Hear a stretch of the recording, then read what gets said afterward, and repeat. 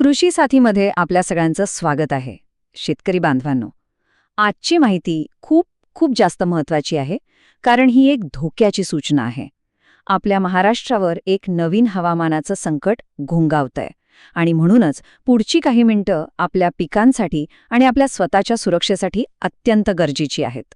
आम्हाला एका दर्शकाने यावर माहिती देण्याची विनंती केली होती आणि ही माहिती आपल्या सर्वांपर्यंत पोहोचवणं हे आमचं कर्तव्य आहे.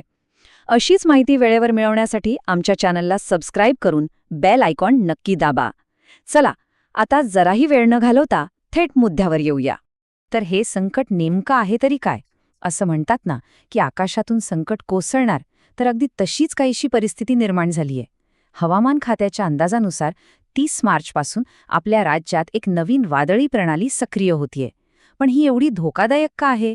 यामुळे आपल्या पिकांवर आणि आपल्यावर नेमका काय परिणाम होऊ शकतो? चला, या संकटाचे 3 मोठे धोके कोणते आहेत ते एक एक करून पाहूया.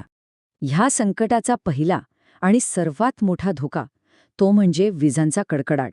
येत्या काही दिवसात फक्त पाऊस नाही, तर मेघगर्जनेसह मुसळधार पावसाची शक्यता वर्तवण्यात आली आहे.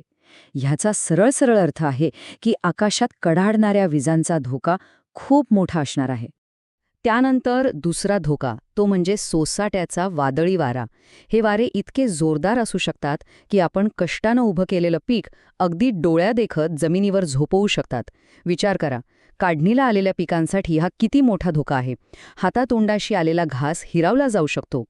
आणि आता तिसरं आणि कदाचित रब्बी पिकांसाठी सगळ्यात जास्त विनाशकारी धोका तो म्हणजे गारपीट. हवामान अंदाजानुसार काही भागांमध्ये गारपिटीची दाट शक्यता वर्तवण्यात आली आहे. आणि आपल्याला तर माहीतच आहे की काही मिनिटांची गारपीट आपल्या उभ्या पिकाचं, फळबागांचं किती मोठं नुकसान करू शकते याची आपण कल्पनाही करू शकत नाही. बरं, आता हे संकट समजलं, पण ते नेमकं कधी येणार आहे आणि कुठे जास्त फटका बसणार आहे?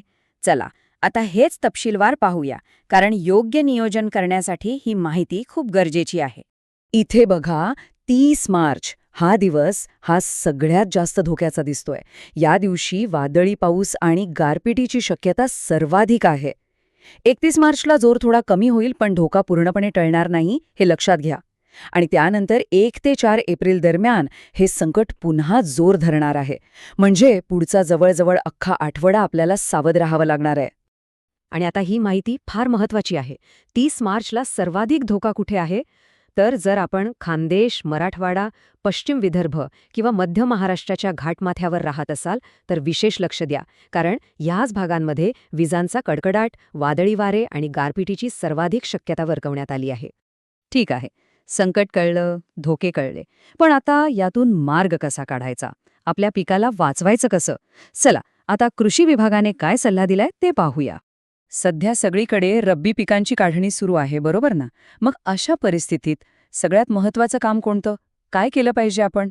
हा प्रश्न थेट आपल्या सध्याच्या कामाशी जोडलेला आहे आणि याचं उत्तर आपलं मोठं नुकसान टाळू शकतं. कृषी विभागाने काही सोप्या गोष्टी सांगितल्या आहेत, पण त्या खूप महत्त्वाच्या आहेत. नंबर 1, रोज हवामानाचा अंदाज घेतल्याशिवाय शेतातल्या कामाचं नियोजन करू नका.